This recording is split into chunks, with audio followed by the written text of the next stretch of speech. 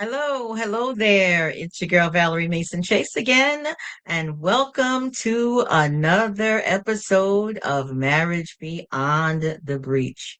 And listen, I know I say this every week, but we got a good one for y'all tonight. You will not be disappointed. I can absolutely promise you that. So let me ask you, did you know that according to statistics, financial issues are the leading cause of divorce? Well, today's episode, it tackles a topic that many couples experience, but very few openly discuss. And what is that topic?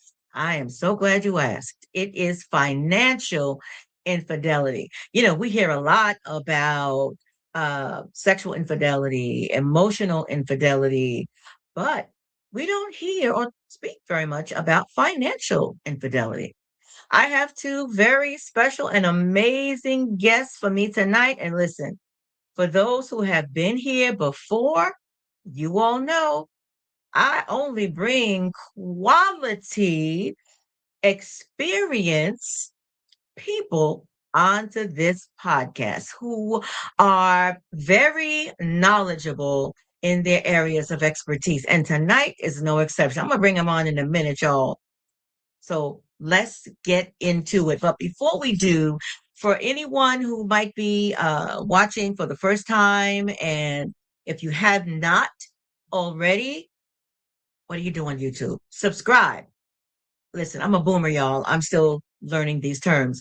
If you could subscribe and hit the notification bell so that when future podcasts are announced or published, you will be notified of them. So if you could subscribe, like, and share, subscribe, like, and share, I will really, really appreciate it. So without further ado, I'm going to bring on our very special guest on this evening, and it is none other than Daryl and Alicia Pryor from DNA Financial and Associates. Hey, y'all.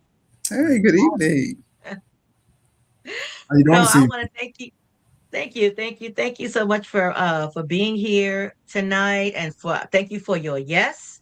Listen, because I know on a Sunday evening, especially, y'all just got done with tax season. So I know y'all been busy. You've been busy, busy, busy, probably from sun up to sundown. And if you have some clients who are like me and my husband, we still waiting to do what we need to do when it comes to taxes. So I can only imagine how busy you guys have been and are continuing to be. So I want to just thank you so much for saying yes in the midst of what I know is a very, very busy season for you all. I just want to share with my guests. I first met the Pryors last September at the Couples Fest that is given by the Greens, James and Cynthia Green, every year. It's down in Maryland. We went last year. We were able to stay for both days. The year before, we were only able to be there for one day, and it Hmm. is an amazing, amazing event to bring couples together. There are many conversations. There are discussions. There are question and answer periods. And listen, of course, we have fun because as couples we need to engage with other couples, learn about marriage, but also fun. Because fun, I believe, is one of those aspects, part of that glue that helps to hold a couple together. Because it's hard to be mad at your partner when y'all having a good time together. You ain't fixing to cuss nobody out when you're having fun. So that's why I think fun is so very, very important.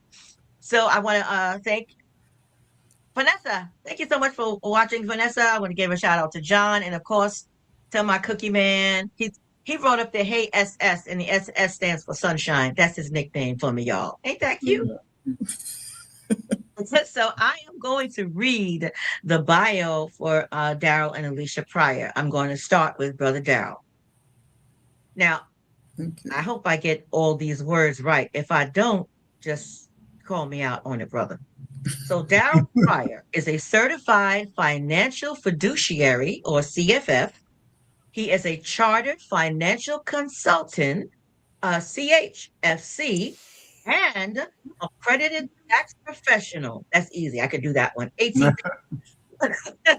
With more than 15 years of experience in the personal financial services industry. As co-owner of DNA Financial Associates, he helps individuals, families, and business owners navigate financial planning, insurance, and income tax preparation and planning with clarity, care, and practical strategy. Brother Darrell is a retired United States Air Force veteran. Thank you so much for your service. He brings discipline, integrity, and a service first mindset to every client relationship. Mhm. His professional background is further strengthened by his experience as a former Washington, D.C. score mentor. You can tell us more about that because I'm not exactly sure what that is, but I want to invite you to share that with us. Where he supported entrepreneurs and business owners, and as a John Maxwell certified coach, teacher, and speaker.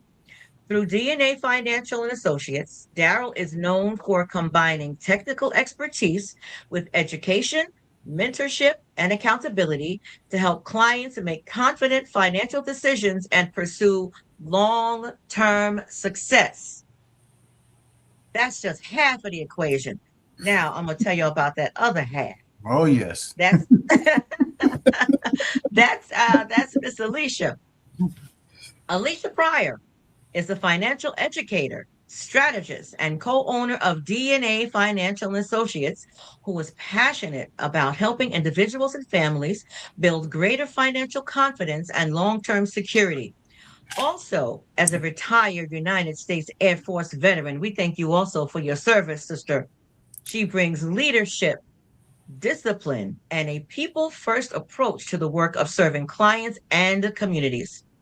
Alicia is also the holder of an honorary doctorate and a recipient of the Presidential Lifetime Achievement Award for Community Service, reflecting her commitment to leadership, impact, and service beyond the financial arena. Her professional background includes work as a licensed life insurance agent, tax professional, notary, published author, and speaker, all of which reinforce her dedication to financial literacy and personal empowerment. Through DNA Financial and Associates, Alicia is known for helping clients feel seen, supported, and empowered with guidance that is both practical and personal. Listen, Woo. I told y'all I was bringing the power tonight. So next time I say that, y'all better believe it. Now we're going to get right into this. So, Brother Darrell, Listen. were you about You to say must have did something? that right up there, huh? Wow. All I can say is wow. Powerful, Absolutely. Yeah. powerful, powerful. So who has joined us? Hey, Nisi, good to see you. Oh, my cousin Elaine. Hey, Elaine. Mhm. Good to see you. Thank you guys so much for tuning in.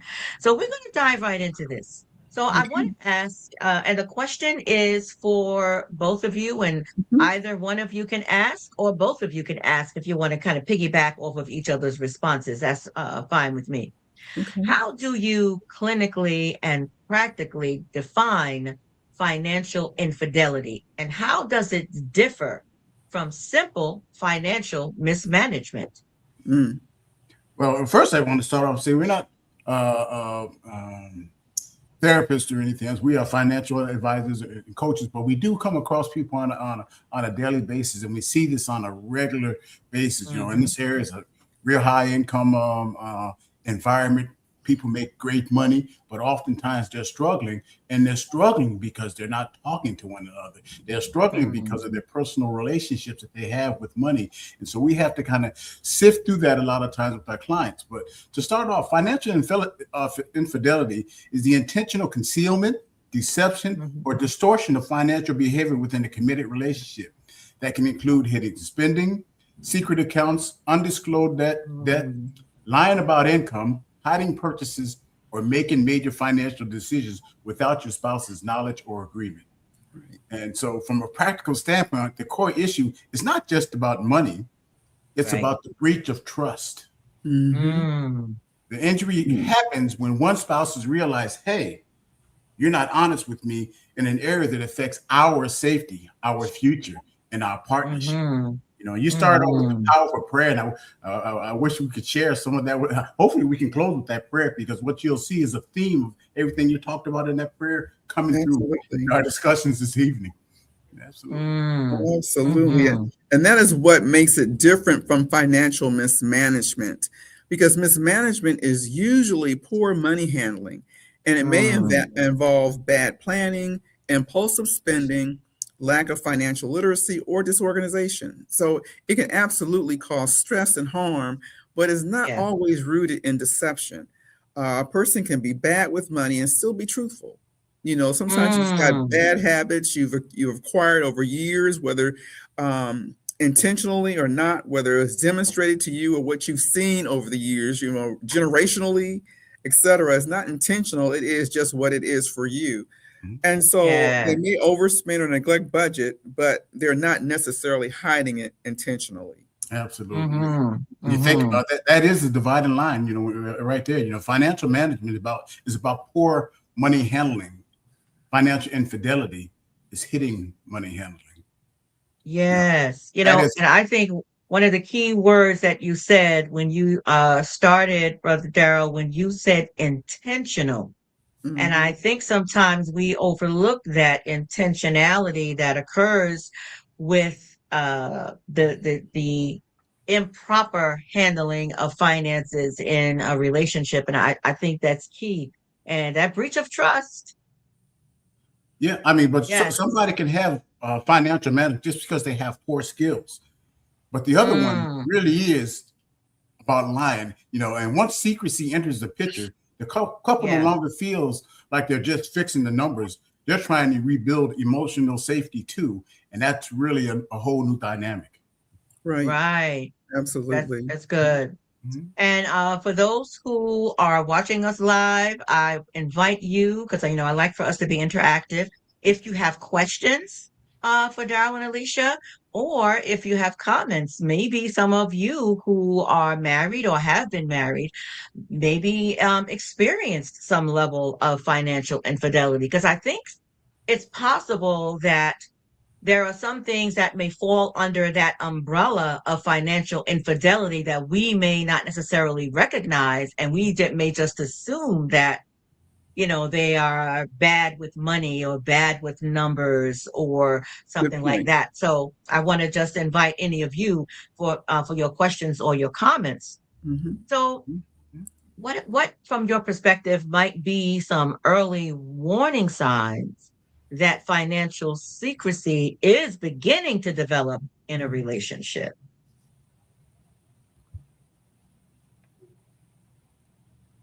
Some early warning signs. Wow, that's a very good question. Some early warning signs might be um, that all of a sudden you have someone who is just uneasy about things. Mhm. When you're kind of hiding things, Mm, purchases that you've made, and you're trying to make sure that they're not discovered. Mhm. uh, mhm, oftentimes, ladies, mhm. I'm going to use this as an example. We kind of joke and we laugh about just kind of making these purchases and keeping them in the trunk, sneaking them into the closet, gradually Yeah, breaking yeah. forth some things, so that it's Mhm. not an apparent purchase or an apparent breach of the budget, let's just say. And so Yeah, oftentimes, you're kind of, you're walking gingerly so that you're not discovered. I use that as an example. So if you know the mhm. behavior of your spouse and you see something a little different, it may cause you to question, why is there a little difference in their behavior that's causing them to Mm, operate for this type of manifestation to come yeah. forth. So that might not be it, but it may cause you to question what might, Mhm. question things that may be happening. Yeah. Yeah. Yeah. Yeah, So, absolutely. yeah. It's an enduring situation that and we see it on a regular basis. And we can think about it in our own relationships. Fear, shame, control, and then Mm-hmm. sometimes Mm-hmm. Mm-hmm. unresolved trauma that we've gone through it, and we get into Mhm. that a little bit later. We may have grown up with poor money Yeah. management skills. One of the things that Alicia loves to say is that we need to get back to having, or not get back to, we need to start having dinner table conversations with our families, because that's not something many of us grew up around. We've always, we could always sense something was going on, but we never quite Mm. they never quite talked to us about money. And so fear shows up when Mm-hmm. someone is afraid of disappointing their spouse. And Alicia mentioned it, you buy this, you buy that, and you kind of Yeah. already know that What the Mm-hmm. response is going to be. uh, You know what the response is going to be, but yeah, you're probably going to have a conversation about it, but then again, you just do it, and there are a whole bunch of reasons that are associated with it. But one Yeah. thing I would definitely say is that I believe shame is one of the big pieces of it. Um, you know, I think people feel like if I tell the truth, I'll be exposed. And that's from my perspective. I don't know. Mm. Can share her perspective, but for me, it's like, okay, I'm doing something, and as a guy, I always want to feel like I'm in control. Control. That's a guy thing, not controlling people, but Mm-hmm. Mm-hmm. that Mm-hmm. situation. And so, and for me to appear like I'm not in control, there's a sort of shame factor in it for me. So I'm being Mm. honest and open about that. At least feel free to share. no, that's a good point, because even from a woman's perspective, we want safety and security, right? Those Mm-hmm. are Mm-hmm. key major measurements for us in anything. And if for some Yes. reason we feel that that's taken away from us, then we've lost a lot, and it's so difficult Mm-hmm. to gain that back again. Particularly oftentimes you hear women who are not involved in the financial discussions of their marriage. They don't know what accounts they have.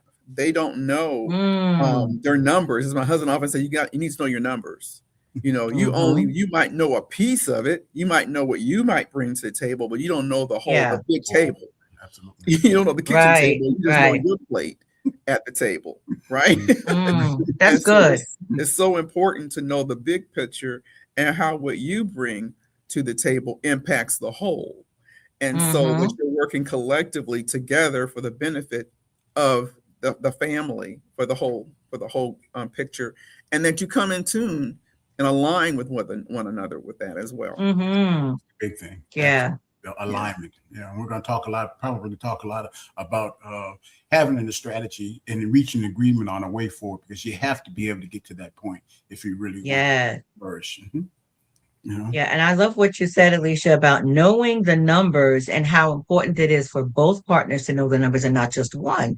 Because if one does and the other doesn't, what happens when the one who does know the numbers, God forbid something happens by illness or by death? Now Right. you find yourself in kind of a lurch. I'm wondering, have you guys ever come across a situation where something like that may have happened? All the time. All the time. All the time. Mm. All the time. And that's why we encourage. So we have a program where we meet with people on a regular basis, on a monthly basis, and we kind of coach them through their financial situation. And oftentimes, one or the other is the money manager, and the other one has Mm-hmm. no clue Mm-hmm. what's going on with the finances. And we encourage them to at least talk on a regular basis so that everybody really understands the big picture. And sometimes it's even important to Yeah. bring the kids in, because they Right. have a role to play too. I Mhm. didn't expect to really Yeah. get into that, but when you start talking about financial infidelity, it's not just the Mm-hmm. couple, it's the family environment Mm. creating too, and the emotional baggage that comes along with that. Because Yeah. we inherit, or we bring forth a lot of the baggage that we grew up with. Correct. Mhm. Our money Yeah. mindset. Our money mindset is Mm-hmm. what we grew up with. How do we think about money? That's We good. learn, it's a learned behavior, and that comes from whatever environment we've come from until we decide to break, and we say unchain your money mindset, and you do something different, Ah, right?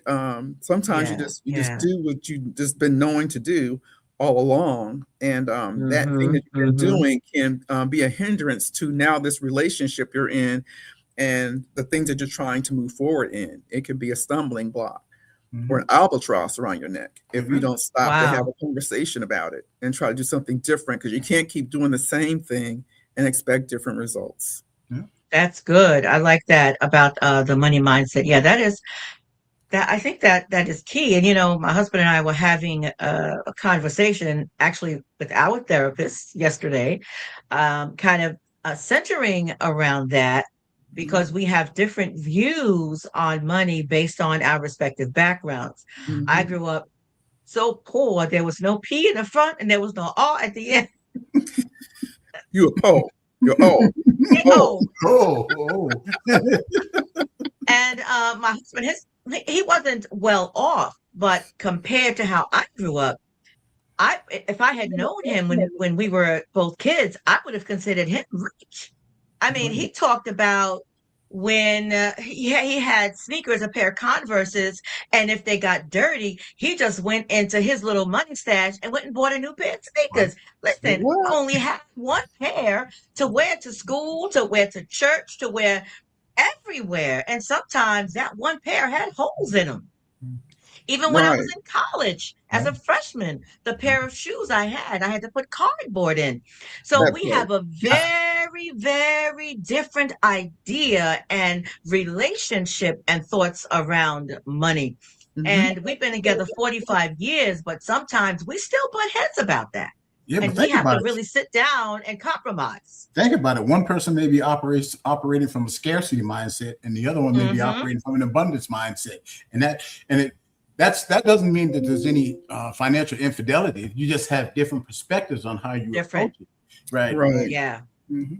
Yeah, Yeah. absolutely. Yeah. Mhm. So we have a question from John, who happens to be my youngest son. He Mhm. said shared or joint bank accounts, shared/joint bank account, completely separate accounts. What do you guys think is best? Or maybe some combination of the two. What do you guys recommend? Well, I think it really depends on the couple. Again, it really depends on how they want to do their money management. I think transparency. We're going to talk a little bit about transparency. Mm-hmm. It's Mm-hmm. important to know that you know what the household needs are, the relationship needs are, and then what Mm-hmm. each individual needs are. Mm-hmm. Um, I think there's a something to be said about joint accounts, but also if a person is having a challenge with managing their money, that jointness may create a problem. So you really have to know one another and be able to talk about uh, um, your money management style, so that you both are beginning to work toward a common goal together, work toward common Mm-hmm. goals together. And Mm-hmm. that is to reduce debt and create wealth. Okay, Mm-hmm. right. Mm, It really is. Mm-hmm. Absolutely. Wow. mhm. Mhm. That's good. And you might start off one way, but Mhm. grow into something different. So you may start off with the separate accounts and then maybe a general household account or something of that sort, with the understanding that, you're both going to manage and oversee and look and discuss that general household account. And you may morph into just a shared account once you get to that level of Mm. trust Yeah. in the relationship that as you're moving towards that common goal of your family. I mean, I'm Mm. going to go back to your shoe example or whatever it is. One spouse may Yeah. feel they need to have that as a part of their self-actualization and actualization and everything else. So, okay, how do we Mhm. get you to your needs while still making sure that we're meeting all of our common needs together? Yeah. And Yeah. we see Yeah. it around here so often that people are just spending money. And I'm talking about, this area. We get people who make real good money. They Mm-hmm. never talk to each other. And the first crisis that comes off, the first furlough, the first, whatever, when COVID. you experience it enough. Yeah, a high 6-figure income. And then all of a sudden, because they've never created any liquidity or planned for a contingency or whatever, Mm-hmm. it's in crisis mode. Right. Yeah. Yeah. Mm-hmm. Yeah, that's good. And because if you don't have those conversations and if neither partner thinks about it, it won't happen. I know some women may talk about having mad money, but what about an emergency fund? Right. Exactly. That's what the liquidity Exactly. is. Absolutely. And we And tell Yeah. that was exposed during COVID. I mean, all of our disparities were exposed during COVID. All of our lack was Mm-hmm. exposed during that, to include the lack of liquidity, because people were that one paycheck away from everything, and everything Yeah. mhm. happened to Yeah. many people. So it's time out for that, and let's see if we can get on track. You know, you could crawl, walk, run your way to making sure you do have liquidity to cover those Mhm. things in the event that you need to have that foundation, that foundational, the Yeah. basic foundational thing before you start getting to the other levels of financial Mm-hmm. security. Mm-hmm. It And starts there. unfortunately, 2 to 3 years after COVID, we experienced, a new administration, and we're back in that same crisis mode. Exactly. You know, True. Yep. True. and so again, we have a lot of conversations with clients about one, first, identifying your goals; two, establishing some level of liquidity or emergency funds, as you refer to it, and that Mm-hmm. generally is. Some places is 3 to 6 months, but I always tell people around here, 9 to 12 months. You really want to have enough money saved up in the event. Ooh, That can be a lot, but that's a lot. It is. It it is a is. lot. But unfortunately, we have a lot of contingencies around here. Right. I mean, Yeah. we Yeah. just had a client who was doged a year ago, Mhm, literally a year ago, and she did not get a job until a year later. mhm. And so she Wow. needed that 12-month liquidity to carry her and her family during that time of lack of work. Yeah. So this gives you an idea of how necessary it is. I mean, we're kind of off Yeah. topic, but if you don't have liquidity, then you start hitting things like your retirement funds and all those other things that now come with, you know, added penalties. If you're not 59 and a half, you have to pay that 10% Yeah. penalty on it. And so your money becomes much more expensive and you start draining your wealth, all because you didn't take time to set aside for that emergency spending or that liquidity Hmm. that you may need. Yeah. Absolutely. Yeah. Mhm. That's good. And I love that idea of having, you said 9 to 12 months, but I can imagine, just like I said, oh my God, most people probably say, oh my goodness, how can I possibly get there? But I think that, and I'm talking to myself, you know, I'm talking to myself. If we really look at where we spend our money, because it's not always about making more. Very often it's about spending less. And that's another conversation that my husband and I have because of the way that I grew up and everything. I spend a lot on our grandchildren, and he's always telling me, Val, you could afford so if you ain't spend so much on them grandchildren. Hmm. So yeah, that's a good point. It's not about making more all the time, but spending less. And perhaps when we do consider where we can cut and spend less to put that towards that emergency fund. Yeah, Hmm. but I want to bring that back around because again, you're having a conversation about money. You kind of recognize what you could be doing to save money. That's good, and one of the reasons why people should be talking and setting up a budget. But Mhm. oftentimes, when we're talking about financial infidelity, again, it starts in secret. Yeah. Your spouse knows that you're spending money, and you guys can have that conversation on the grandkids. But if someone is just taking money and regularly giving it to the kids or the grandkids without the other spouse knowing, that again, that's secrecy. And we Mm. know that just like in other types of infidelity, Mhm. secrecy Mhm. really starts big. It's one act here, one act here, one act, True. and then next thing you know, you're trying to justify it. You may find yourself justified or becoming defensive with your spouse. So Mm. now it creates a whole source of agitation or whatever in the Yeah. relationship. Hmm. So, when money conversations start feeling dangerous instead of collaborative, you both need to kind of take a step back and assess what really is going on. Absolutely. Mhm. Yeah. That's a great point, and it is very true. I know there are a few of the couples that I counsel, that's the area that they struggle in a great deal is in the area of finances. And because their views don't necessarily align, and there's not that, what I call a high level of transparency, there might be a kind of a low level, and I'll call that honesty, because you could be honest and not transparent. But so yeah, and they don't feel comfortable having those conversations, or those conversations tend to escalate into a big argument. So there's not Mhm. safety there as well. Yeah, so that's a great point. Mhm. Mhm. Um, so speaking about safety, from what you have experienced, how might financial infidelity impact emotional safety within marriage and the emotional connection? Mm. We're kind of pulling on that same thread. Financial betrayal strikes at the heart of our emotional safety when it comes to Mm, money.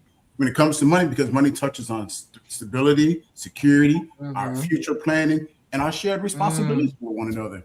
So when this thing called deception or secrecy enters that space, the injured spouse does not feel just frustrated. They feel what? They feel unsafe. They began asking yeah, questions like, yeah. "What else do I not know? Right. If you're hiding this, can I trust you in other areas? Are we actually Mm, functioning as a team, or you act independently?" And so that's why financial betrayal spreads beyond what we call just the common bank account and what you have in the money. mm, You really, and the signs are oftentimes there, but we overlook them until we get to a point where, okay, now it's having some significant Right. impact. Mhm. That's right. And yeah, from a yeah. attachment standpoint, it can trigger deep emotional reactions. Some people become anxious and hypervigilant. They start checking, questioning, scanning, and bracing for more bad news. Others shut Mm, down emotionally. They detach, they withdraw, and protect themselves because closeness no longer feels safe. Yeah. Yeah. mm, And mm-hmm. that's where the real damage begins to seep in. Your marriages may Yeah, potential or relationship may begin, because it's not just married couples; it's just relationships in general. Mhm. yeah, Marriages begin to shift from peace to suspicion. Because now you're looking at each other with different lenses. With Conversations side become a eye. lot more guarded. Then your vulnerability begins to increase, and then even yeah. simple discussions now become, you know, uh, loaded questions. Why are you asking that? Right. Mm, hmm And Mhm. often the yeah. betrayed spouse is not only grieving the money, they're grieving the relationship they thought, they had. That Mm-hmm. is really an emotional loss for them. Yes. Yeah, Wow. yeah, That's good. yeah. And that last thing you said, that actually is the title of a podcast. I have my very last podcast before I take a break for the summer. And the title of it is Grieving the Relationship You Thought You Had. Mhm, Yeah, so that's Mhm. good. I like that. mhm, I like that a lot. mhm. So I want to ask a question about having cash on hand as opposed to everything either what do you call it, in the bank or other non-liquid assets. What are your thoughts on that? About keeping a certain amount of cash on hand? Because I know that's one thing my husband and I talked about and that we're starting to do because Mm. certain things that go on make you concerned about even the money that you may have in the bank. And if there is something that arises that may interrupt your ability to access that. Well, so my question So, is, go ahead, yeah. Alicia. Go ahead. Go ahead. Mhm. No. So my question is, when you speak of cash on hand Mhm. for emergency, cash on hand for because so there are people out there who believe their money is more secure when they hold cash than they do in the bank, and so I Yeah. generally don't believe that. Even in the bank, you have FDIC, so your money is insured Right, in right. the Yeah. bank. But I think it's important that people do have some level of cash on their hand just to meet um, um, their daily expenses. And in fact, if you are just beginning out, and I'm gonna say one thing and then kind of contradict it. Okay, I would rather see people put their expenses on a credit card and pay off Yes. their credit card every month, because they can track all their expenses and see all Yep. their expenses and everything. Wow. You know, Absolutely. the Okay. challenge Okay. is, if they're not disciplined, then they create a situation where they're running up their credit, paying more for their money, and never getting out of debt. And so, in that case, I recommend people have cash on hand and say, Hmm. I'm only going to live off this $300 a week, a month, or whatever it is to dine out. hmm hmm Okay. And you can do the same thing with a credit card or a debit card or whatever. You create an account. hmm Yeah. Yeah. People who are typically in our program, we talk about getting to the point where you can leverage your credit card, grow your credit, track your expenses in your budget, and pay it off at the end of the month. But if you can't do that, we go back to the basics: cash on hand, Right. And live off that cash that you have. That's miscellaneous. I don't like miscellaneous. I don't like miscellaneous funds in a household, because when you have miscellaneous and it becomes, 20, 30% more of the money that you're spending, you have no idea what you're spending it on. Right. Wow. Got it. Right. Got it. Right. Mm-hmm. Okay. And oftentimes people use the envelope method. Remember the old method? Back Oh, in I the day when remember that you back in break the out, you day. get your cash money, you say, here's $50 for this, you put in this envelope, here's so much money for this, you put in this envelope, and then you identify it. And then once that envelope is empty, it's empty. You can't touch it again until you get more cash. When it's time to replenish it at the end of the month or every 2 weeks or however you decide your program, Yeah. So, and that was one of the ways to track it if you were disciplined and you were honest with yourself, because that's what it's going to take to ensure that. Does that answer your question? Does that make sense? Yeah. No, it does. It absolutely does. And I think that discipline part is big, especially if a person is going to utilize a credit card in that manner. You must absolutely be very disciplined with that, because it can work, because it serves two purposes. You get your bills paid, and it also serves to boost your credit. Yeah. Right. But also when you're doing a budget, Alicia mentioned the envelope, but a budget is the same thing. I'm going to spend $500 a month on transportation, and when you go beyond that, you can see that in your budget. I'm only going to spend $300 a month on dining out, and you're spending $1,000 a month. You can see that in your budget when the numbers report out at the month. It does require a lot of discipline. But what we find is that when people start seeing that budget, they don't have to do it forever. But when they start seeing how they're spending relative to their budget, guess what? They start finding that liquidity. Man, I spent $1,000 dining out this month or whatever it is. Well, maybe we can, live off of $500 a month or whatever, put the other $500 in the bank or pay off this bill. And you begin making those trade-offs as a team. Right. Yeah. Right. Yeah. That's good. And for those of you who are watching, it doesn't matter if it's live or later, I have DNA Financial's website up there, and I strongly encourage you to reach out to them. And it doesn't matter where you are, because you guys can work virtually. You don't limit yourself to a geographical area. Absolutely. So reach out to them. Clients all around the world.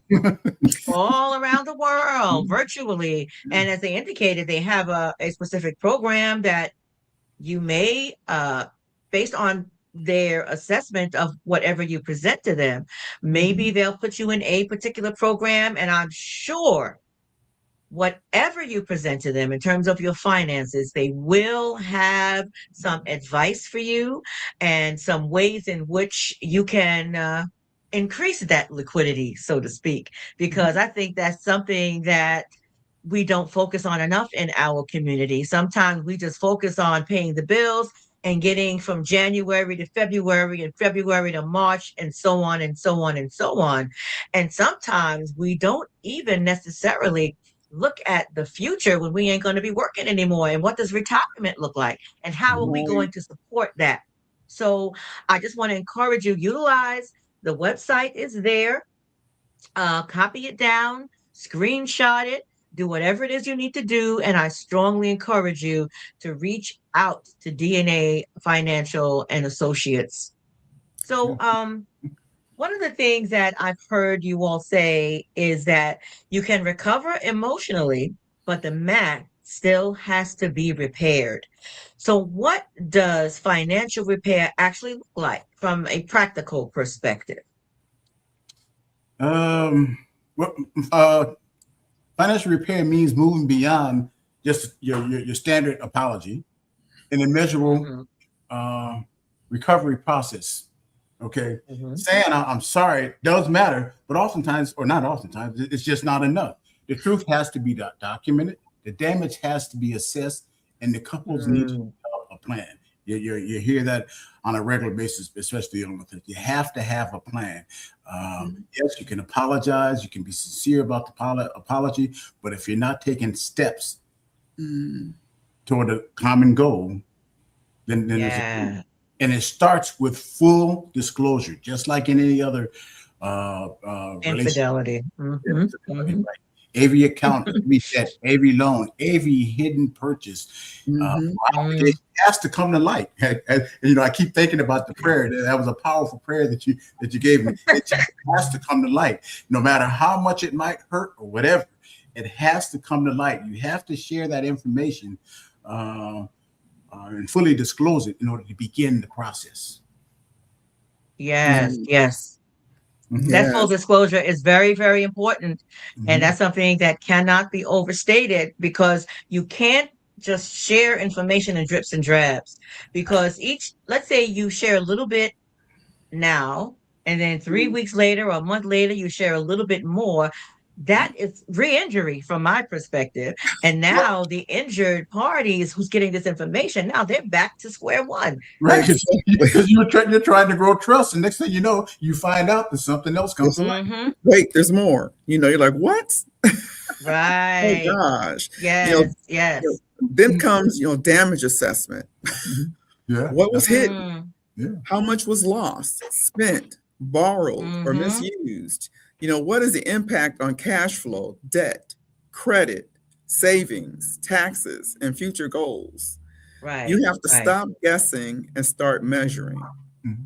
Yeah, Say that again. Stop guessing and start Stop measuring. I guessing like and that. start measuring. yeah. Absolutely. So now you got full Yes. disclosure, you got damage assessment. Then you have to get to a point where you're stabilizing. And that might mean cutting unnecessary spending. We kind of talked about it, creating a workable Mhm. budget, pausing those harmful financial behaviors, and setting up that Mm, account visibility that we talked about. If debt was created, there's a need to develop a payoff strategy. If credit was yes. damaged, there's a need to repair that credit strategy. Right. If Mm-hmm. savings were Mm-hmm. drained, there's a need to begin a rebuilding strategy, a plan to start rebuilding your finances again. So there's so many Yeah. different areas, but in order to reach that stabilization, you really have to have a plan on what you're going to attack. Right. Mm-hmm. And then Mm-hmm. the couple has to restructure the system so the same thing doesn't happen again. Yeah. That means regular meetings, shared visibility, agreed spending Mm. limits, defined Mm-hmm. roles, Mm-hmm. and a process for discussing major decisions before they happen. Yeah, yeah, that's what repair looks Yeah. like. It's not punishment. It's not structure. I mean, it's not punishment. It's structure. When you think about it, emotional healing matters, but if the numbers are still broken, as we talked about, the recovery Yeah. remains incomplete. Hmm.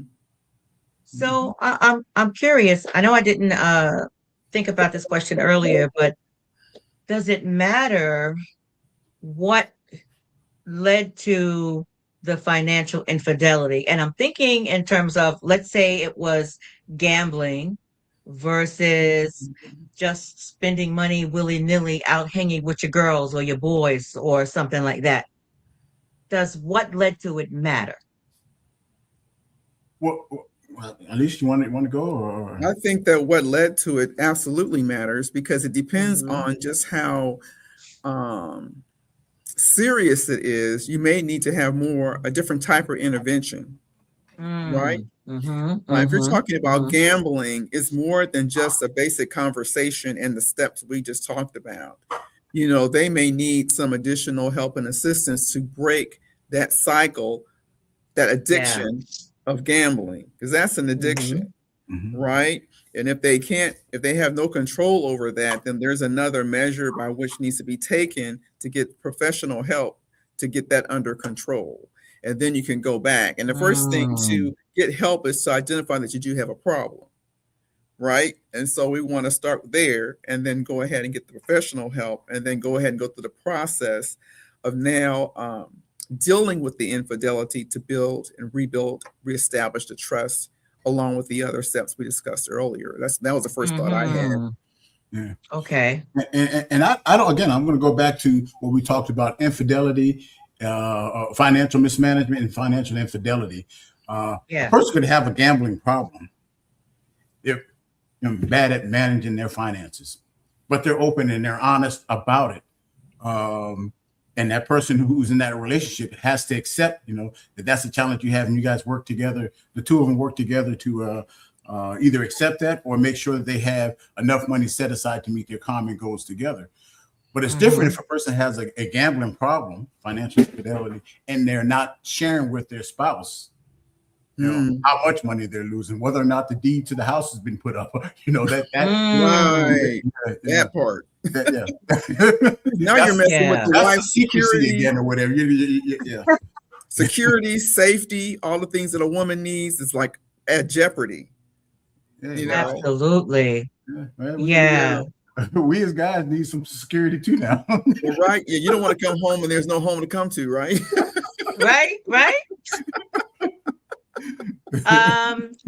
Someone made a statement. Linda, thank you so much for watching. She said, did not give up my maiden name or my bank account. Now, I'm not sure if you're kind of alluding to that after you got married, you kept your maiden name and you kept your bank account separate.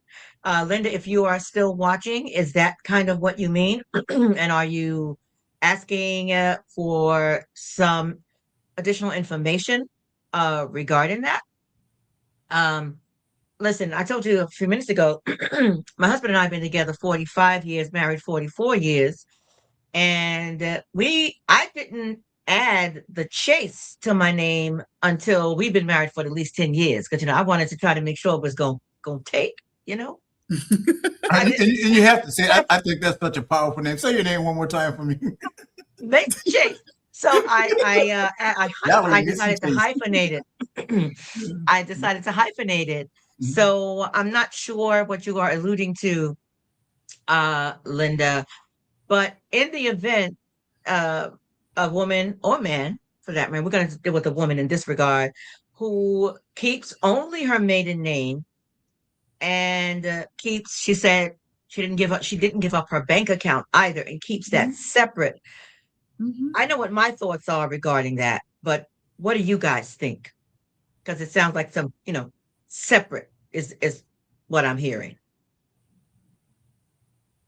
Alicia, did you want to? Well, I think that's her choice, as long as she and her husband are, again, being open and honest about what they're doing with their finances. If they've discussed it and they've decided, you know what, I'm keeping my maiden name, keeping my separate account, and I'm keeping things separate. And he's saying, okay, I agree to do the same.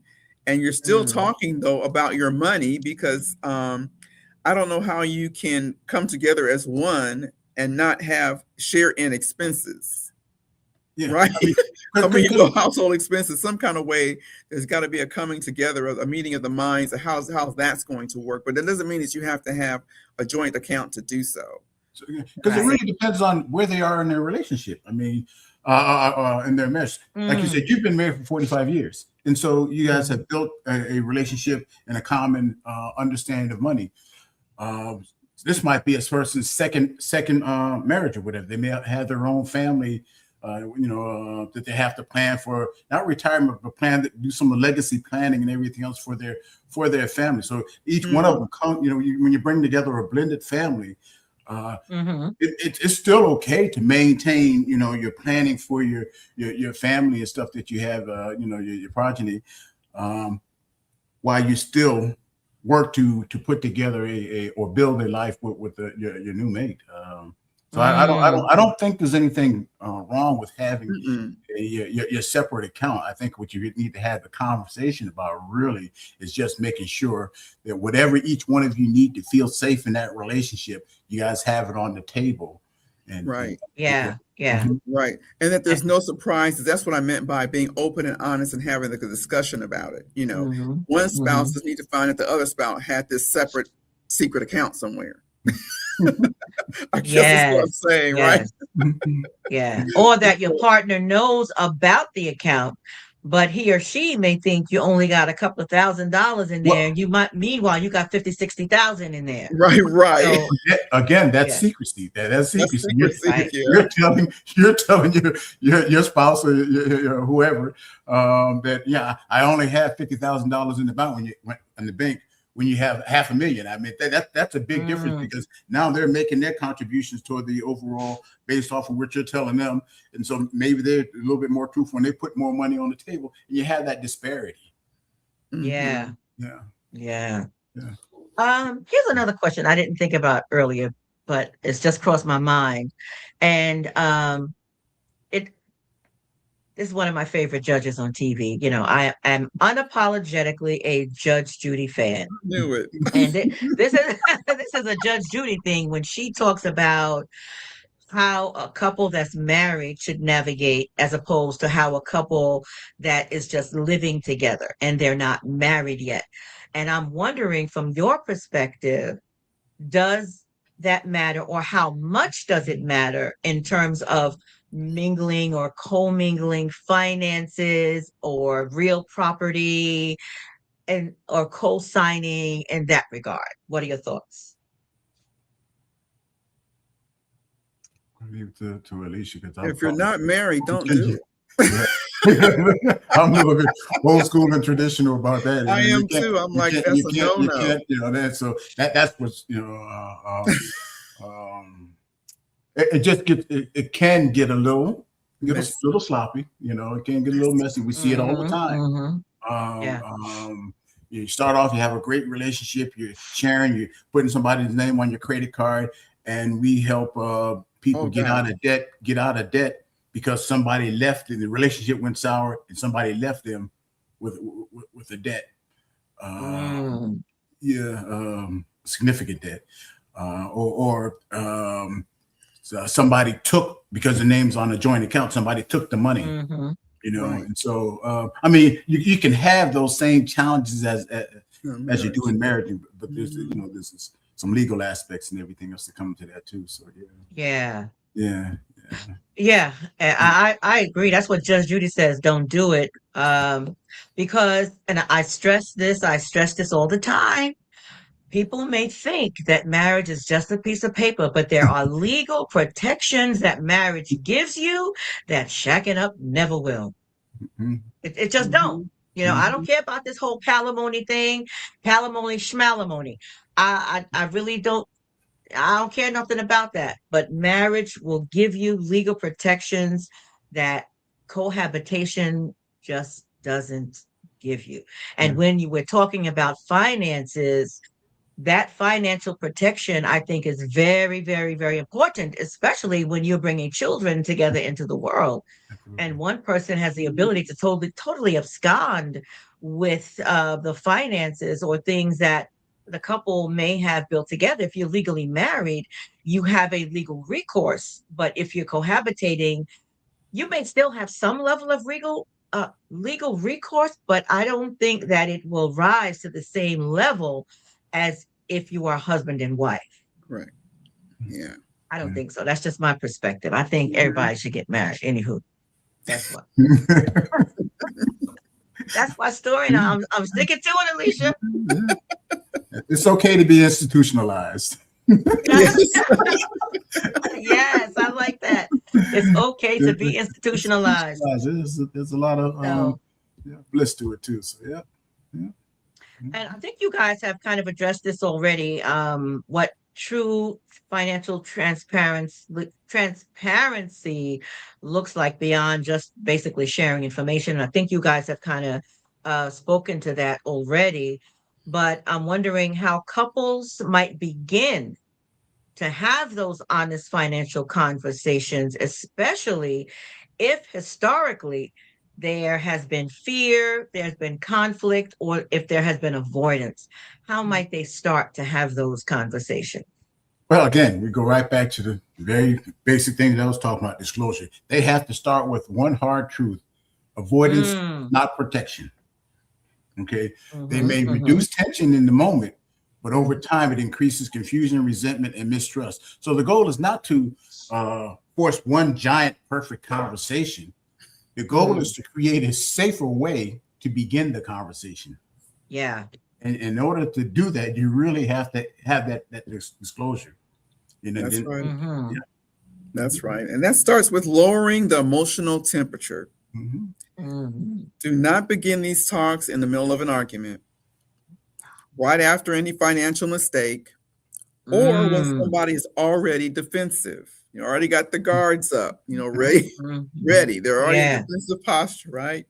Pick a Yeah. calm time and agree that the purpose is not to blame, but to understand and to rebuild.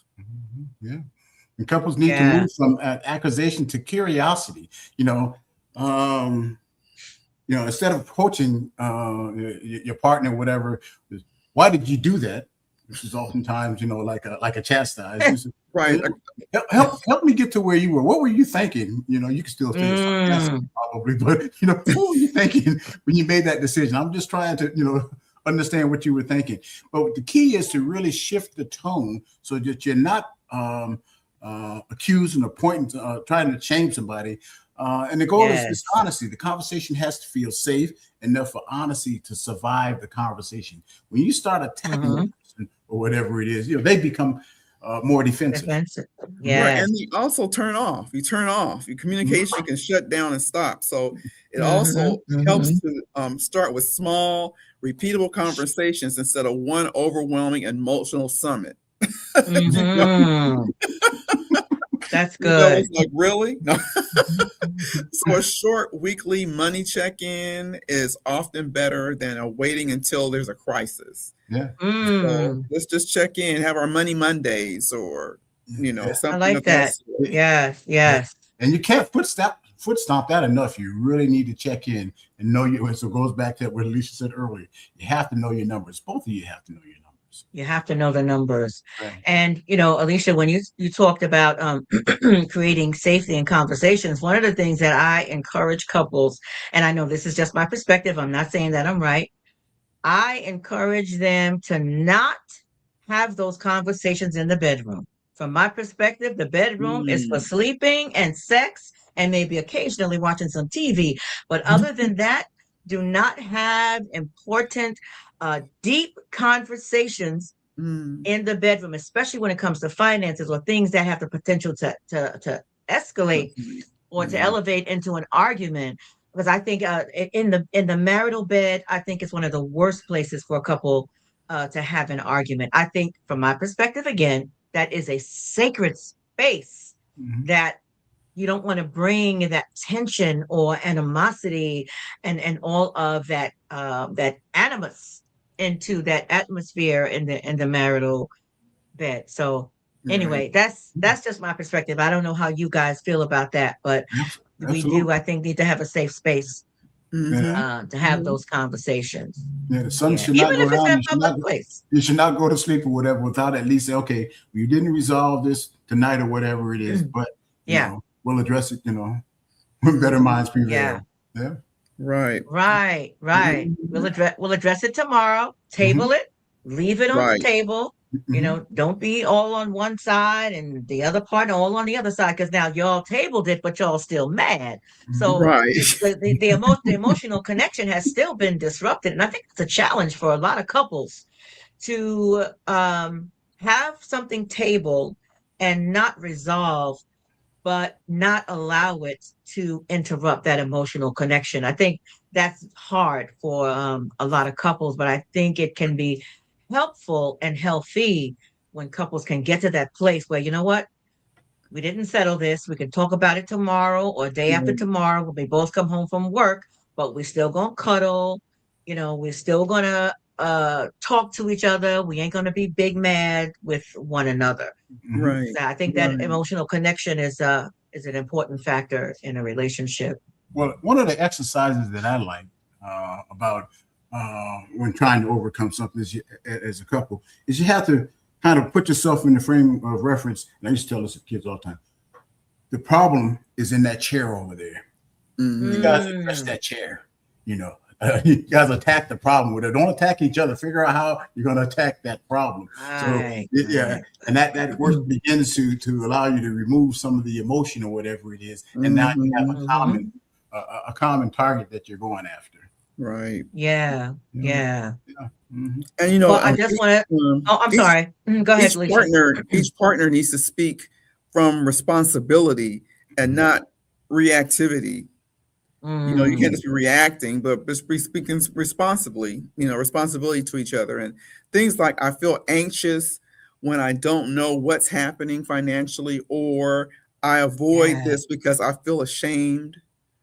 Open doors that blame usually closes. Yeah, yeah, So that's the part that Mm. just really being vulnerable, and we should just make ourselves vulnerable to one another. yeah, Mhm. absolutely. Mhm. So and when you need help, you have to you need to recognize when you need help, because sometimes you just can't get past. Excuse me. And when you're dealing with money conversations, that can be quite a bit, and it leads to shutdown or escalation. And that's where somebody like a counselor such as yourself, or whatever, or a coach should come in. Mhm. And you should, Mhm. reach out to them to help begin that healing process. Because, and that's not weakness, really. That is wisdom. So you have, one of you have to have that in your relationship and say, okay, we can't get there, just the two of us. We need to invite Yeah. somebody else to Mhm. mediate our conversation. Right. And that's where Yeah. kitchen table conversations come in.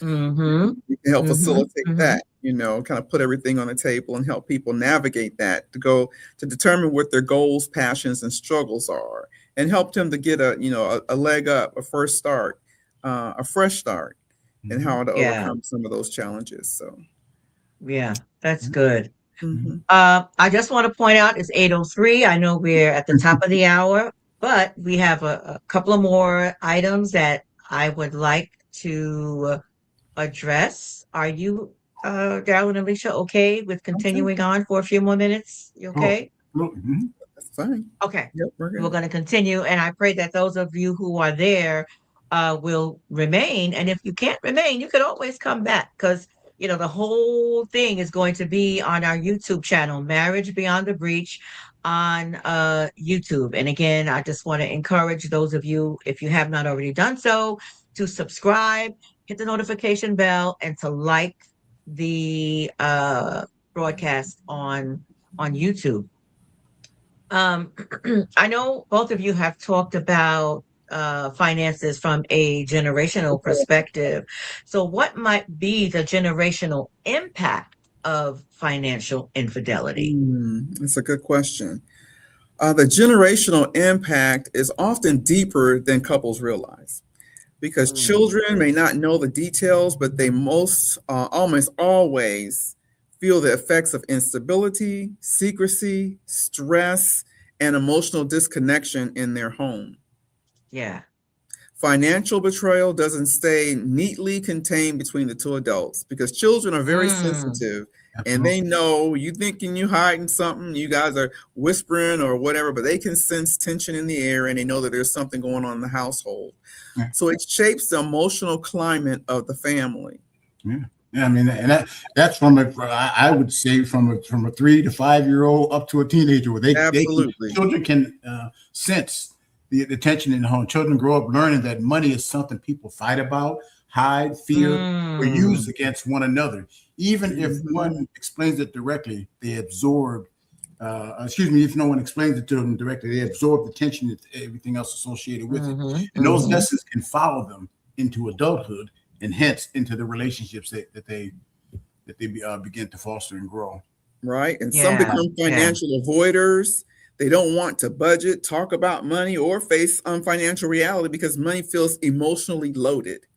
Others become hyper Mm, controlling because they learn that control feels safer than partnership.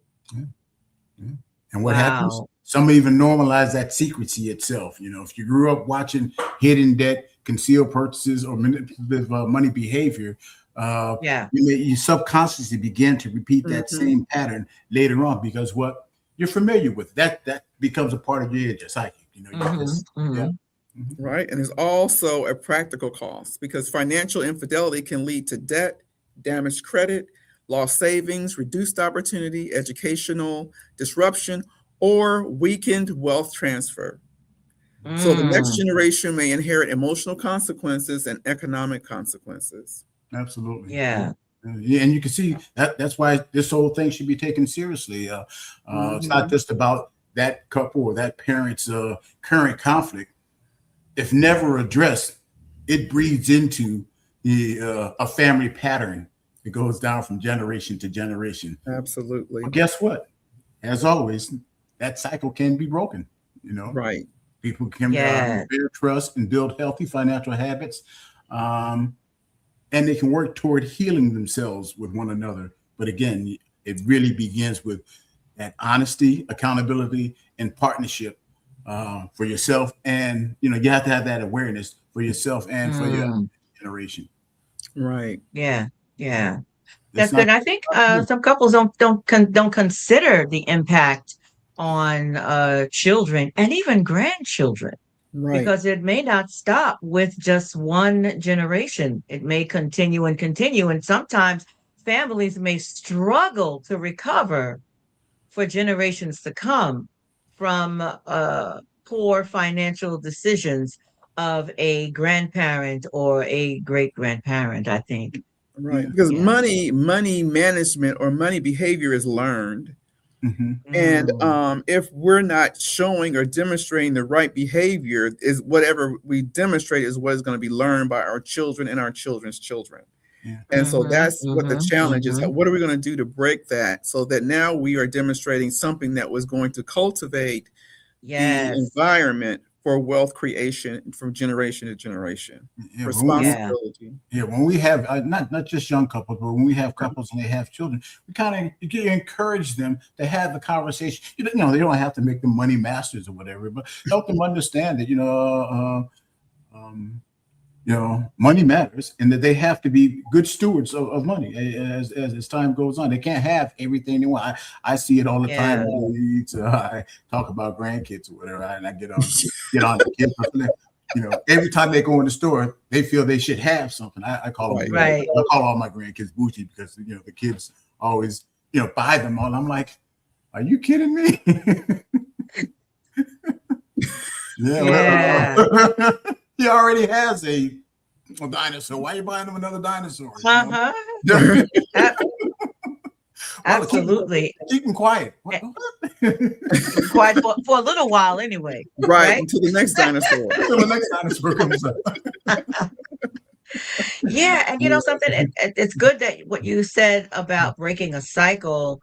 And I am happy that I can see some of the cycle that existed in my life and in me and my husband's relationship being broken with our children, because neither my husband nor myself knew anything at all about money management. We were not necessarily good stewards when our children were young and growing up.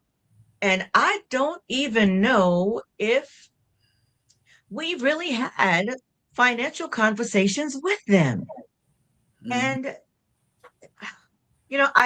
I say that because I believe in being honest and transparent, but it kind of hurts my heart at the same time to recognize that I did not have those conversations with them. Because I mean, if I did, I don't remember. I mean, if you're still on here, if you remember, great.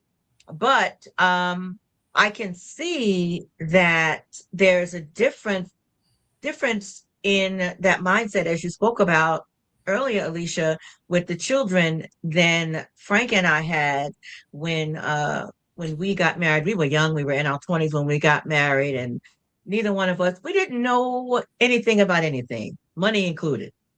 So we didn't pass any real knowledge onto our children. Mm. But sometimes our children learn not because of us, but in spite of us. And I'm glad that they can have that opportunity to be better than we were in terms of navigating finances in a healthy way Mhm. earlier in their life rather than later. like Frank and I are, which we're figuring it out now, but I'm about to be 70 and Frank is 68. But like they say, better late than never. But okay, oh, my son, he's still on, and he says, I don't remember specifically, but you generally provided us with a lot of general knowledge and street smarts, and that helped us figure stuff out. Okay. Yeah. Good. That was a long no. But thank you, baby, for trying to clean it up. I mean, but again, we're probably repeating. Most of us, I know in my household, we did not talk about money. We didn't grow up talking about money. Yeah, You yeah. know, and I, you know, depending on what school and stuff you went to, a lot of the kids that I went to school with, you know, that's their parents. That's what they talked about with their parents. It's like, Well, so you know what kind of school I went Yeah. to. yeah, Yeah. see, Private we didn't talk about money. The only conversations we had yeah. was that money, I'm not made of money. Money don't grow on trees. On trees. Yeah. And Yeah. you got some McDonald's money? Because I don't. That conversation. Yeah. I'm still looking for that money tree. I'm convinced it exists somewhere. It ain't in my Those were the house. conversations. Yes. Yeah, yeah. But yeah, thank you for that answer. Um oh, he says I do remember some conversations about the importance of good credit. So he said we ain't always listen though. How about that? Yeah. Yeah. But Okay. it doesn't Yeah, but matter that's because the important. Yeah. seed didn't always listen, but the seed was planted, and he knows the importance of Mm, good credit. You know, okay. yeah, Yeah. yeah, yeah.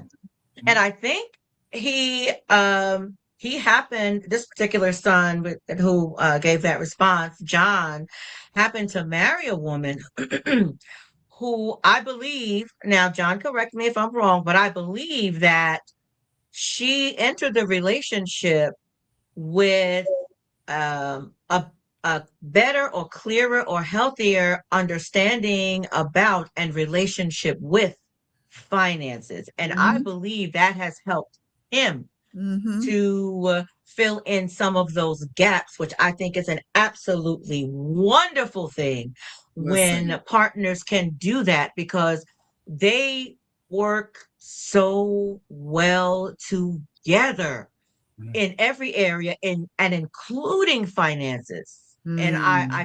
I commend them for that. Oh, well, he wrote something. My son crazy. He said, "You ain't lying. My wife is the primary reason I made sure I cleaned my credit up." Credit. Yes, You may yes, have planted the seed, but she was the reason he cleaned it up. absolutely. Yes, she helped. She did a Listen, lot. I So can God relate bless to you, that Liz. I because love you.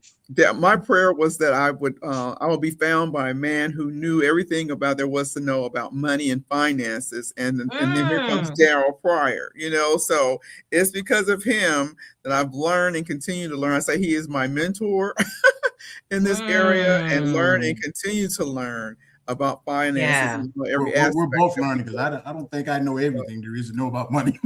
I don't think you do, but as you learn, you're eager to share, and you know, we're better together for it. So Mm, yeah, Yes, yes. A absolutely. great team. A great team. And Mhm. I think that is a goal for all marriages to strive for, to be a great team, a great partnership, to work well together and to complement one another. Because where one person may excel, the other may be a little deficient, but together you can make up that difference. Um, Mhm. yeah, anyway, I don't want to go Well, off on that tangent, but you did mention a podcast topic and that topic is understanding your relationship with finances. Both mm, people that can be a whole podcast in it. So we kind of talked about elements of it today, but again, it yes. really there's so many elements that define our relationship with money, and we Hmm. carry that forward into our relationships as we discussed earlier. Yeah. Yeah. Mhm. Yeah. Don't worry, I'm gonna be reaching out to you all to come back again because I typically take a break in the summer from having live podcasts in July and August, and then I resume sometime in September. So over the summer, I kind of craft topics that I want to cover for that next period. And I Mhm. will absolutely be reaching out to you guys for not just for the podcast, but even for some financial help for Frank and I. Mhm. Because just because you're retired doesn't mean you don't still need help. Mhm. That's when you might need the most help because Right. Right. you don't have as much income Well, as you had before. And that's real talk. And as you get again, so we do a lot of retirement planning, and as you get Mhm. further in retirement, there's a whole bunch of other activities and concerns that you need to be. The health is a big issue as you get older, and you want to make sure Yeah. you're preparing to sustain. We always tell people make sure you're planning through retirement and not just to it. You know, To Mm-hmm. retire. Yeah, yeah, that's yeah. good. Mhm. Yeah, that's real good because you can retire at 65 and live till 95 or 100, Absolutely, absolutely. but you Right. still got to But pay your mortgage or your rent or light bill, gas bill, whatever it might be. Health mhm. insurance. Oh Health, Lord, don't get me started talking about health insurance. Oh Long-term Lord, have care, mercy. just if you talk were about sick, health in general, right. and for women, the challenge becomes even more amplified because as men, we typically pass, men die earlier, and our Yeah, caretaker is oftentimes our spouse. By time right. by time the wife expires, you know, hopefully their kids are in a position, or hopefully they put enough away to make sure they now can take care of their long-term care needs. So there's a Mm. whole conversation around that also. Absolutely. Mhm. Hmm. Yeah, yeah. That's very true because I remember when my mother started to declining the last 8 years of her life, she came to live with Frank and I because I just have this thing about caring for our elders. And I remember her prayer when I was a little girl. She would always pray for God to make her last days her best days. And I figured, listen, her best days are better with us than in Mhm. a facility. Hmm. But she didn't have any assets at all. So she had only her Social Security and Medicare. And it was a struggle for us to try to get certain resources for Mm. her. And a lot of it we Mhm. ended up paying out of pocket for home health aid and that sort of thing. So yeah, that is something to take into consideration for your care as you get older because not everybody is a spry 95-year-old running a marathon and going for yoga every day. Most 95-year-olds you start to decline as you get older because our bodies, like any other machine, so to speak, machines wear down over the course Mhm. of time. So that's a great point to think about that as well. Mhm. Yeah. Mhm. Mhm. Um, oh yeah. My cousin Elaine said, she said, cuz we give all our financial blessings to our mother-in-law. She showed us the way. She was always schooled in money management, wills, and to get a trust. Mhm. Yeah, Yeah, that's absolutely. good. That's good, Mhm. cuz. Hmm. And that's a conversation that we are oftentimes unprepared for. We see that way too often. Also, Mm, Mhm. rate or whatever, and it makes it difficult for the family to get access because we never did that estate planning with the wills and trusts. Right. Absolutely. yeah, Yeah. yeah. Yeah. A Slightly question about different that. I know. conversation, but it's tangent. It's tangent in the sense that if you're planning for goals and you're Yeah. robbing that because of secret, of financial infidelity or whatever it is, that becomes an issue. Oh, okay. He's Hmm. under my cousin, so he said this is Jimmy. So this is Elaine's husband, Jimmy. And the mother-in-law, his mother-in-law is actually my auntie who passed away last year. Mhm. So yeah, okay. Because I'm sorry, Jimmy. I thought it was Elaine that you were on. Her name was showing up. Yeah, that's good. Because yeah, our auntie did know about all that stuff. Yeah, she did know about all that stuff. That's good. Um, that was something I was getting ready to say or ask. And oh, this is not on the topic of financial infidelity, but when you mentioned wills and trusts and whatnot, and this is something I've always wondered about. If someone doesn't have a bunch of assets, so to speak, is a will really necessary? I think you should always have a will. You say if they don't have a lot of assets and stuff, but I'm sure that somebody they want somebody to be able to make one of the decisions on what happens. Mm, You know, um, to them. And if they do, yeah, I haven't come across anybody that doesn't have any assets or anything else. Okay. Even the Okay. smallest things that family members Mm. tend to Oh, fight over. They Yeah. fight over those little things, the little things they'll fight over. It's best to have documented Okay. what you want, who you want to have what, no matter what it is. yeah. Yeah, Okay. yeah. Okay. And And one other it's question worth along those having that lines. discussion with your loved ones, really, to find out, how they feel about Yes. Well, it. I actually already started having those conversations with our children, Mhm. and our son John, even though he's the youngest, he's an attorney. So I've given him the copies of all the insurance papers and who's the beneficiary of this and that Mhm. and the other thing. And now I have verbally said to the three of them that I want him to be in charge. And I'm trusting that they will honor that, but I'm assuming from just a reality perspective, it's probably better to have that in writing. Yeah. Mm-hmm. Mhm. Mm-hmm. Okay. Absolutely. Yeah. Yeah. Okay. I kind of Yeah, thought that. in a So lot of cases where siblings love each other and everything else, but sometimes they don't agree on, on how certain things should. things, yeah, Mm-hmm. yeah, I get that.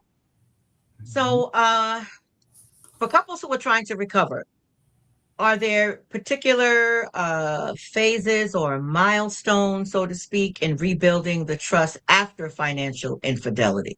Mm. What would Oh, you oh, say? absolutely. Yeah, rebuilding trust, happens in phases. It just doesn't happen again as that one big emotional conversation that Alicia mentioned earlier.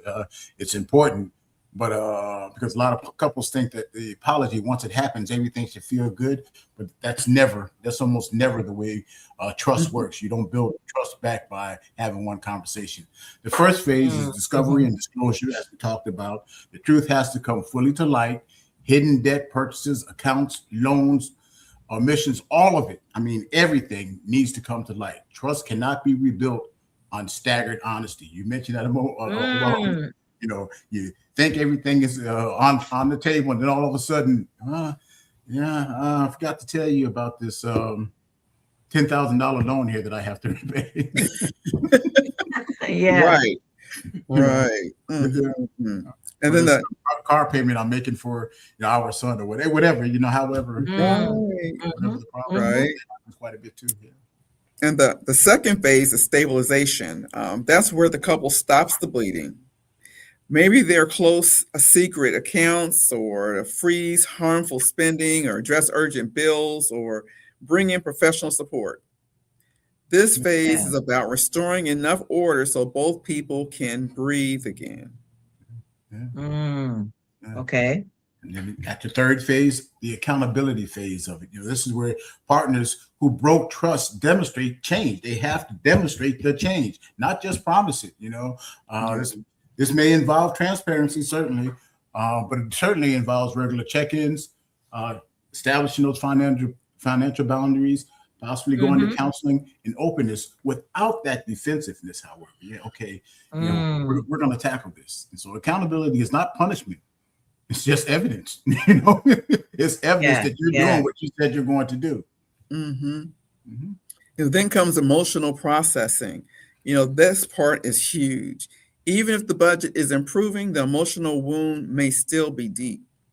The couple has to Mm. process the grief, the anger, the fear, and meaning of betrayal.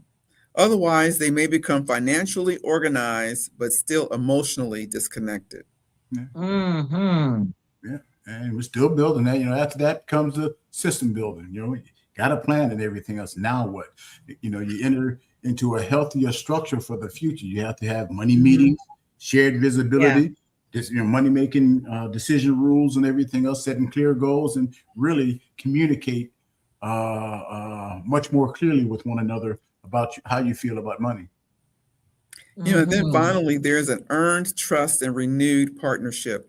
That's when trust starts to feel believable again, and not because the couple forgot what happened, but because honesty stayed consistent over time. Yeah, yeah, that's Okay. yeah, yeah. Earned trust and renewed Partnership. Mhm. partnership. Okay, because I'm writing all this down. Hmm. Okay, that's good. So I documented 6 phases. Mm-hmm. The first would be full disclosure, coming clean about absolutely everything, not leaving anything out. The Mm-hmm. second phase is stabilization. Mm-hmm. The third phase would be accountability, which includes a demonstrated change, financial boundaries, and accountability. Mm-hmm. The fourth phase is emotional processing to deal with all of the stuff that has come up as the result of the financial infidelity. Right. System building to create ways in which to kind of recover and get back some of what was lost, and define what it's going to look like going forward with that full transparency. And the final phase you indicated is earned trust and renewed partnership. And that is absolutely fantastic. I love this. I love this. I love this. And I'm gonna tell y'all right now, I'm stealing it because I'm going when I have a couple clients who are struggling with finances, I'm going to share this with them Mm-hmm. because I'm very honest with my clients, and I let them know just because there's a process that you go through doesn't mean that it's going to be easy. Right. It's not always easy, and it requires work, requires intentionality, and it requires a willingness to get from where you are to where you say you want to be as a couple. Because sometimes we say we want a certain thing, but we're not willing to work for it. Not willing to work. And Mm-hmm. this right here, this 6 steps right here, that's work. Yeah. That's Yes. real work for a couple to do Yes. together. And it won't happen overnight. Ain't no quick fix, ain't no one and done. So wow, that Yeah. wow. Yeah. This right here is worth the price of admission. Yeah.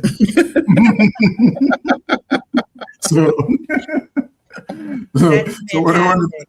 one of the things you mentioned earlier and everything else, the difference between being married and being in relationships. Well, marriage is a relationship. You have to work at them also, but it's more difficult to walk away from a marriage than it is, when you're not married or whatever. So you have to be Yeah, willing to put in the work.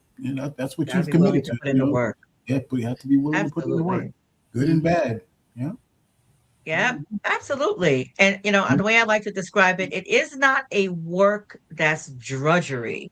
It's just Mm-hmm. a work that just takes some effort.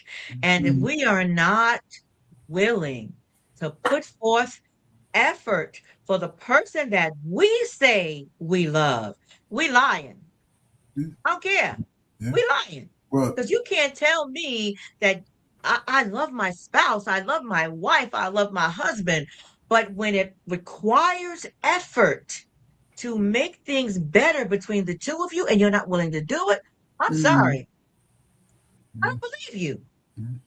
I don't believe Mm-hmm. you. So, anywho, Alicia has a way of breaking it down for me. She has this thing that makes me feel about this baby. She said, well, if it matters to me, it should matter to you. mm, Okay. You got me on that. yeah, yeah, You that's got me true. on That's that very one. true. Yeah. And we cannot want it more for them than they want it for themselves. Mm-hmm. True. That's true. Absolutely. Wow. Wow. So what final words, advice, encouragement do you want to offer for individuals who may be listening, but and especially for couples? Wow. Um, I would like to say this, that secrecy may feel like self-protection in the moment, but in Mm, marriage, it usually creates greater injury later. Mhm. Healing begins when truth becomes safer than hiding. yes. Yeah. So And let's come out of the shadows. yeah, for me, Yes. trust is not returned because time has passed. Trust returns because the truth stayed consistent over Mm, time. I love that. How they do with those spoken word places. Oh, They yeah, do yeah. it like this. Tell it, tell Somebody it, do tell it, this. tell it.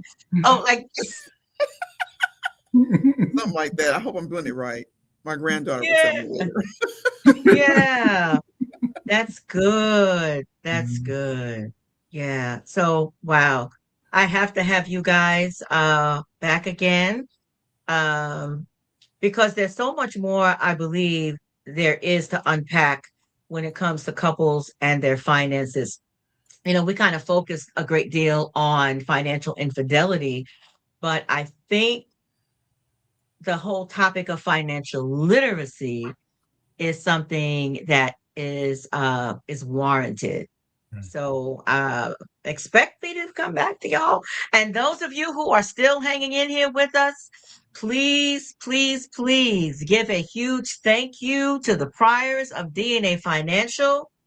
And on the screen, there is their website. I want to encourage you to reach out to them, pick their brains, listen to what they may have to say, because I cannot imagine that there is any couple that comes to them for help who walks away empty-handed, because they, as you have heard this evening, they have so much to offer.